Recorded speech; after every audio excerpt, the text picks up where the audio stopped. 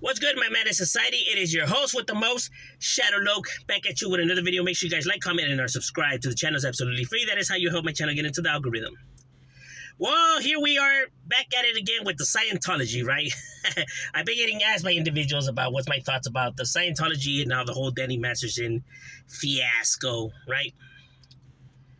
And personally, I don't care for Danny Masterson or care to hear about, him and his endeavors, right? Whatever he has going on. He's a scumbag and he's incarcerated, and that's it. There's nothing else that needs to be said. Now, do I believe that the Scientology has been waving their magic wand and been able? No. What it is a lot of people put out misinformation out there, right? A lot of people want to speculate or fabricate stuff, right, and pass it off as fact. I mean, as views. You know what I mean? It's gonna give views, so people do it. I mean, that's the only motivation that needs to be said, right?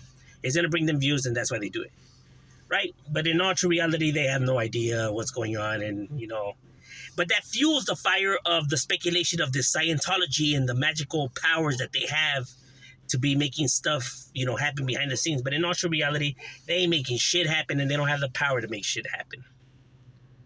You know what I mean? Like I said, Scientology, it's pretty much, it's a religion, right? And, hey, to whoever wants to believe it, my personal opinion is a scam, right? To take people's money.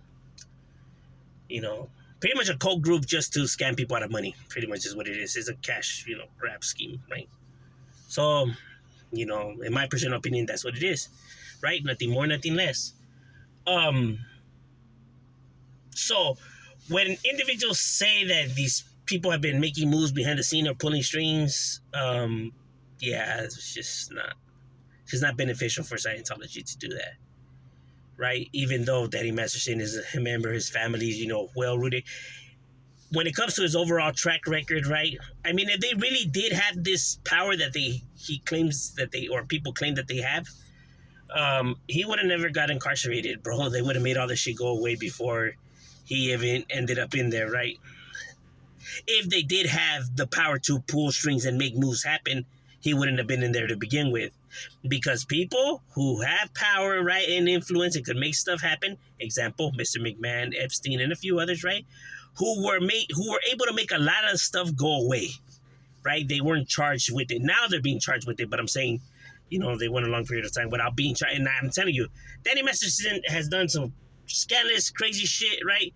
But not to the level of these individuals. These individuals have done, and they've been doing it for a long, long time. And they were able to make it go away, right? These individuals, getting caught, from the start, bro.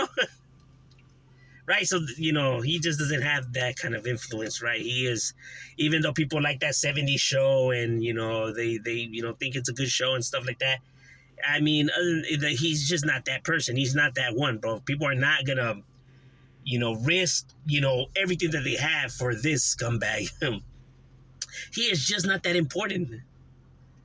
I get it. Maybe people like TV shows and everything. They want to see their favorite TV show actor, on the highest of high, right?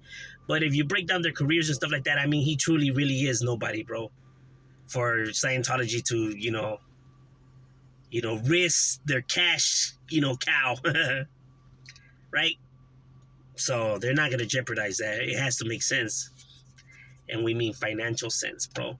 Every move that people make out there, right? When people say that these groups are looking to do this and that, it all comes back to, but why? Because it has to make sense, right? So if the money's not adding up, then people are just not going to do it, because people just don't do stuff out of the kindness of their heart. If people are going to risk doing a scam or risk hiding stuff or risk their jobs in general, which doesn't matter what we're talking about here, right? Whether it's in the law, whether it's your job, whether it's relationship, right? Whatever you're risking for has to be, 3 times better than what you normally have, right? If I'm going to risk my job and my freedom, it has to be worth it, right? So meaning the money that I'm getting in return has to be, much more than what I'm making now, and, and all of that, right?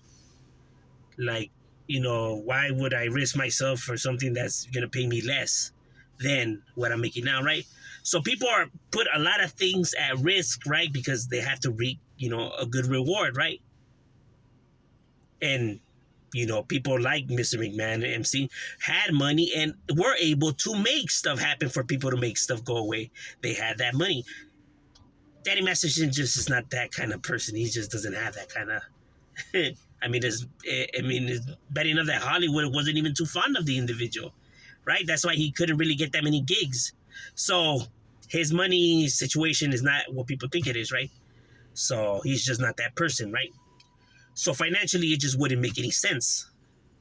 You always have to make sure that if somebody's doing something, whether it's this Illuminati or Masons or Scientology or whatever people are looking at, it has to make sense, bro. A lot of people like to throw out there, no, well, see, is this secret organization that's doing this and that, or they're looking for this and that. But why though? Why though? Why would they risk everything that they have for this, though? It has to make sense, bro. There has to be some form of revenue or power that's going to come their way. And if it's just not adding up, though, you get what I'm saying? Scientology is merely just, in my personal opinion, full of nothing but cons who look to exploit on the fantasy of others, bro. Who look to exploit people's gullibleness, their fantasies, them being vulnerable at the moment, right? They look for these individuals and they know that they exist out there, and they just have to, be throwing it out there and see what sticks, bro, until they see what they reel in. Because once they reel in individuals, they know that they have these individuals hooked, Because when they get somebody to, join them, they already know this person's not going nowhere, at least for a good while. Because individuals like that, are already desperate and stuck in delusion. That is who these people prey on. You know what I mean?